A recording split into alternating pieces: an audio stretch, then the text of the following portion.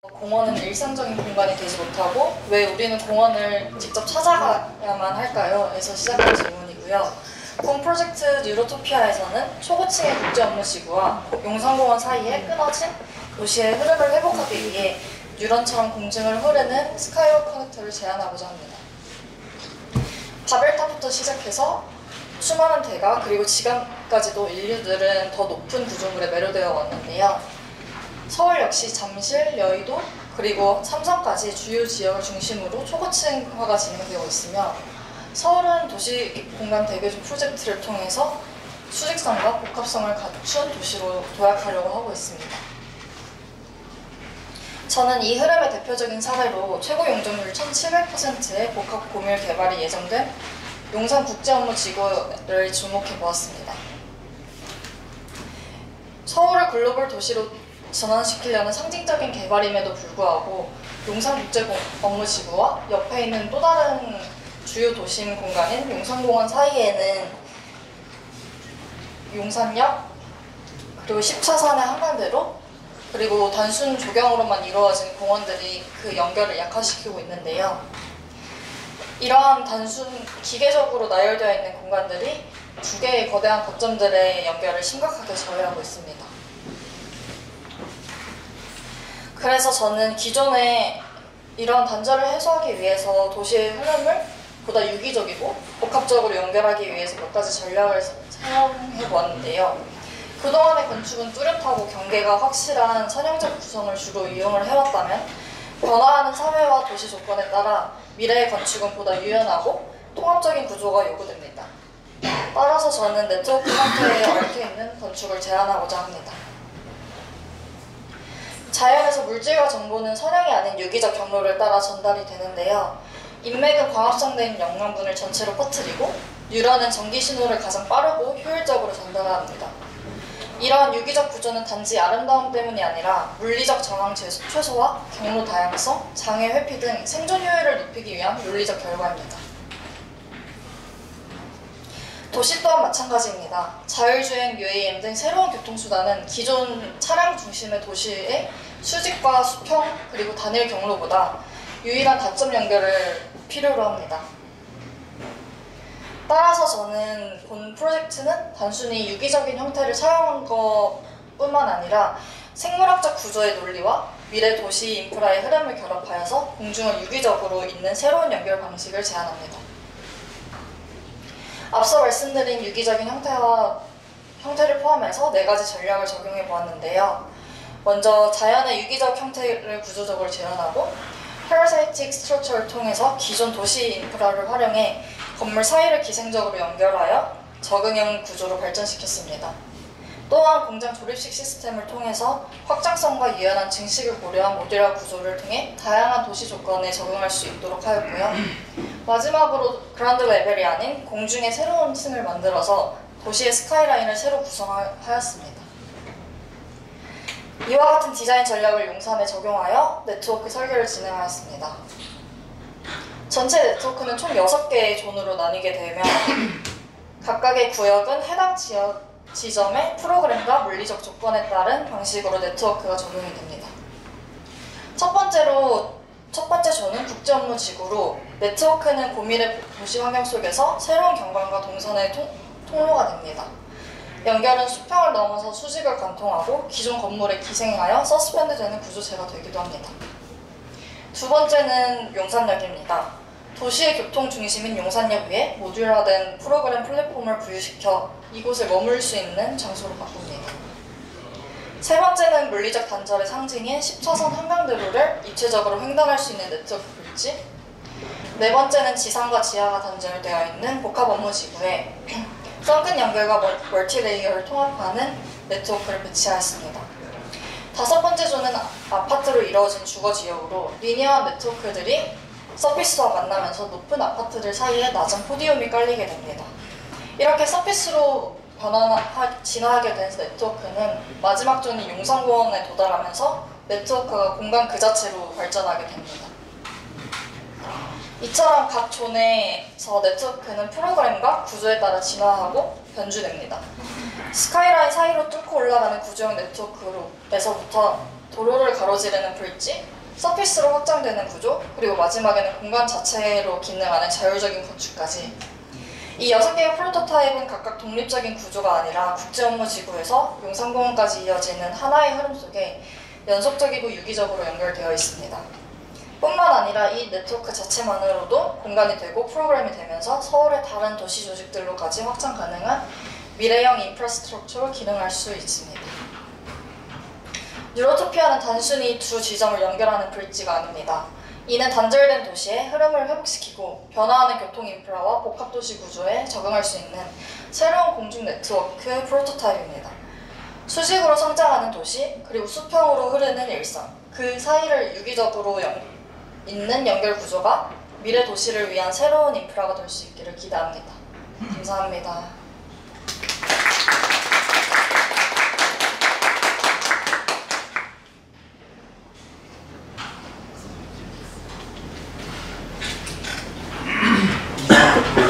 그죠?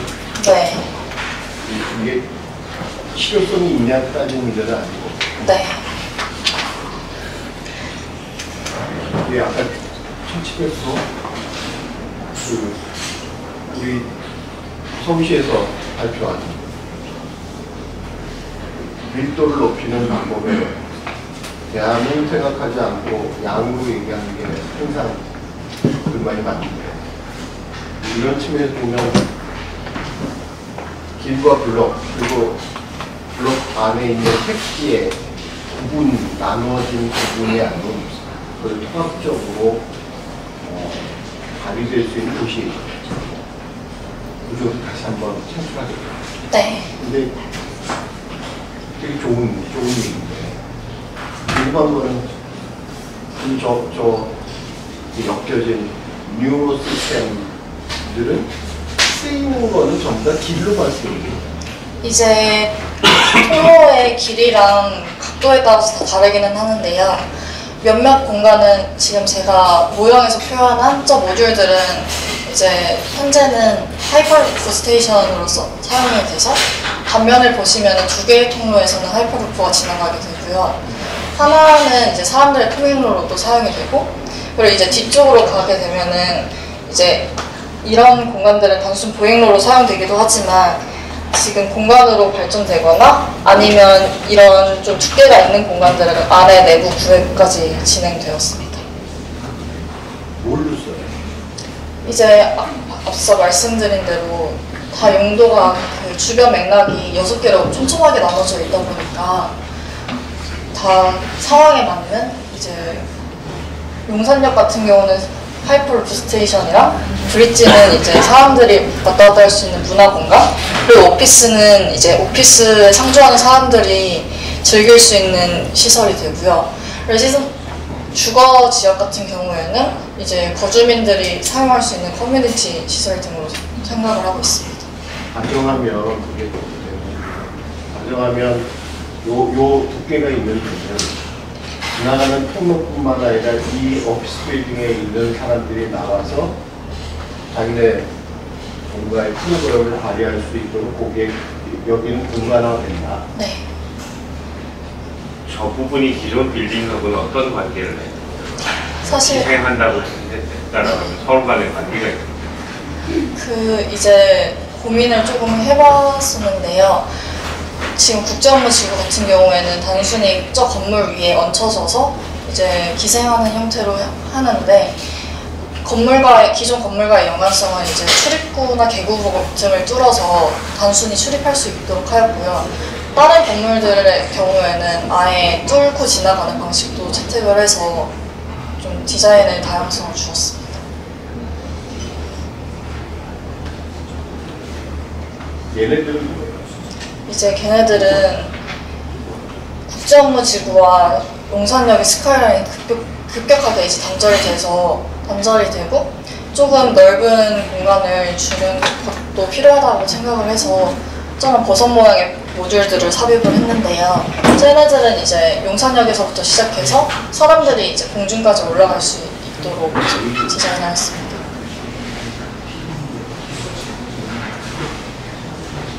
앞에 4개 하려고 했던 원하셨던 4가지가 있었잖아요. 네. 그 제가 모형의 뒷면을 보거나 수시도에 사람들 이렇게 걸어가는 걸 보면 이 얘기가 다 여기에 적용이 될 수 있나를 제가 계속 보고 있었거든요. 근데 오가닉 폼은 사실 알겠어요. 오가닉 폼. 그다음에 뭐 저런 나머지 뒤에 내 팩토리 어셈블리 시스템 만약에 그러려고 했으면 이 스텝 뭐라고 지오메트리가 사실은 약간 매니팩처리 될 수 있는 어떤 시스템들 그 다음에 뉴 레이어가 된다고 그게 꼭 필요한 이유가 조금씩 있었으면 좋겠는데 네. 사실 이 4개하고 이 프로젝트는 오가닉 폼을 만든 거 외에는 약간 조금 괴리감이 있는 것처럼 보여지는데 그러니까 이때 조금 이게 규정이 조금 될 필요가 있었던 것 중에 하나가 지금 아까 말씀하신 것처럼 저 버섯 모양의 쟤는 뭐를 하기 위해서 만들어졌고 그 다음에 사실 저가 제일 조금 의아스러운 게 지금 저기 투시도에서도 계속 있는 컨셉 드롱에서도 계속 있는 저 뉴런이 걷는 거 외에 명확한 기능, 그러니까 우리가 건물이라고 하든 사람이 움직이려고 하는 인프라스트럭처들이 굉장히 많이 필요하잖아요. 뭐 하수도관, 상수도관, 뭐 전기, 뭐 이런 것들이 같이 움직이는 어떤 시스템인지 이런 것들에 대한 규정이 조금 더, 그러니까 이게 모양보다 조금 더 많이 나갔었으면 훨씬 설득력 있는 것들이 됐을 것 같은데 이게 제가 이런 프로젝트들의 단면을 좀 보고 싶었었는데 단면이 여기도 없는데 이게 어떤 게 있냐면 사실은 이게 건축에서 유기적인 형태에서 가장 안 좋아지는 게 뭐냐면 중력의 문제거든요. 그러니까 결국에 지금 하다 보면 바닥판은 평평해져요. 어떤 상황이든. 근데 이 형태와 이 평평한 것의 관계가 사실은 저런 공간들을 어떻게 평평해져야 그 관계에서 어떻게 쓸 거다라든가 저 윗부분에 있는 각도들이 어떤 형태로든 움직일 수 있게끔 하겠다라든가 이게 조금 더 전략이 있었으면 이게 약간 좀 더 설득력이 있었을 것 같은데 이게 잘못 보면은 그냥 어떤 뉴런이라고 하는 형태를 가지고 디자인의 형태를 만든 약간 이렇게 직독이 된 것 같은 그런 착각을 할 수 있는 거라서 요 4개에 대해서 조금 더 고민해 볼 필요는 있을 것 같아요.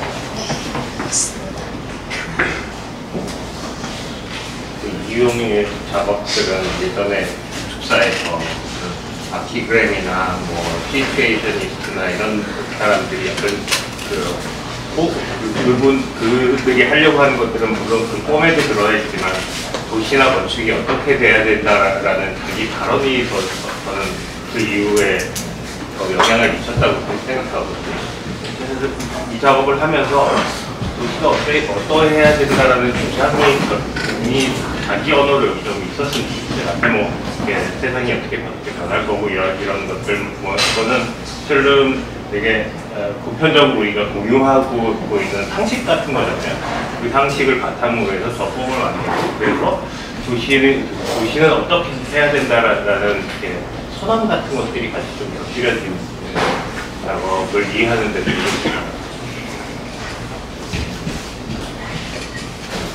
제가 그냥 이 프로젝트가 행여나 당장 누군가 보고서 너무 좋다 이렇게 진짜 라고 할 리는 없을 것 같은데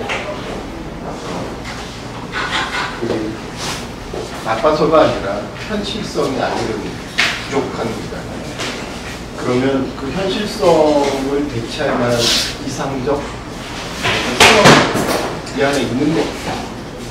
그게 무엇인지를 분명하게 밝히는 게 그러면 요 구상을 한 당사자가 해야 될 제1번의 이슈인 것 같아요. 그게 뭔지가 정확하게 알 수 없어요. 아까 앞에서 전례들, 아키그램이 한 또는 그 이후에 한 이상적인 우리의 도시의 삶 속에 우리 도시는 어디에 정체고 가야 될 것인가에 대한 방향성을 선언해야 되지. 얘의 방향성은 지면 아까 얘기했던 색지로 분할되어서 단절되어 있는 도시를 메꿔준다. 그거는 현실의 대안이고 지금의 문제예요. 현실에 대한 게 아닌 다음 세대의 대안이 무엇인지가 좀 있었으면 더 좋았을 텐데 이게 디자인의 형식도 그렇고 그 다음에 그 과격함도 그렇고 나쁘다는 얘기가 아니라 굉장히 좋아서 하는 얘기고 이런 정도의 프로필을 하려고 하면 아마 이거 당장 실현할 수 있어가 아니라 앞으로 다음 세대로 갔을 때는 우리가 삶을 영위하고 있는 도시가 이런 쪽으로 가야 되지 않나? 라고 뭔가 확실하게 던질 수 있는 게 있어야 되는데 안타깝게도 제가 이제 그래서 여쭤보고 얘가 길 외에 뭐가 있냐 길은 그냥 당연한 것 같고요. 각 블록, 각 건물하고 엉켜서 기생하는 그 영역 속에 그들이 요구하는 그냥 잉여의 공간을 활용하는 정도가 아니라 설계자인 학생이 분명하게 이슈를 던져줬어요. 그런 아쉬움이 있어요. 되게 멋있는데 멋있는 만큼의 선을 좀 있었어요. 그래서 그 한마디 드리자면은 제가 뒤에서 계속 프로그램 얘기와 그리고 사실 설비랑 구조까지 고려를 했는데 발표상에는 제가 못 넣어서 그에 대해서는 저도 변명의 여지는 없지만 이제 기본적으로 저희 시작도 현재 영산국제업무지구에 새로 들어오는 건물들이랑 새로 지어진 아파트 중간중간에 브릿지들이 새로 지어지고 있는데요. 단순히 그런 보행로에서만 그치는 것이 아니라 기존 건물들과 상호작용을 좀 하고 이제 그 머물 수 있는 공간이 좀 뭐 생겼으면 해서 해당 프로젝트를 시작을 해왔습니다. 이소진 소장님 저는 그냥 그런 생각이 들었어요. 지금 이 그림에서 저희가 약간 부담을 느끼는 부분은 오히려 이거를 훨씬 더 큰 스케일에서 했었으면 어땠을까 하는 생각이 좀 들었어요. 건물 몇 개에다 저걸 적용하려고 그러니까 저 수직동선은 저거는 위로 올라가서 막 사람들 저런 거 저거는 분들이 잘 상상이 안 되거든요. 그래서 처음에 시작하신 발표하실 때 제일 먼저 하신 거가 왜 공원을 찾아다야만 하는가 말씀을 하셔서 저는 이제 여기가 어떤 공중공원이 계획되고 그런 거라고 상상을 했었거든요. 이제 그러기에는 지금 너무 건물 몇 개에 적용을 시키다 보니까 이런 스케일이 안 나오는 게 아닌가는 건 조금 아쉬워요. 지금 어떤 3차원적인 공공장소를 만들기 위해서 스케일이 오히려 너무 작지 않았나는 생각이 그래서 오히려 저거는 좀 더 도시적인 스케일을 적용을 하면 뭔가 훨씬 더 좀 설득력이 있었지 않았을까 그런 생각을 좀 해봤어요. 그러면 이번 학생은 여기까지 네.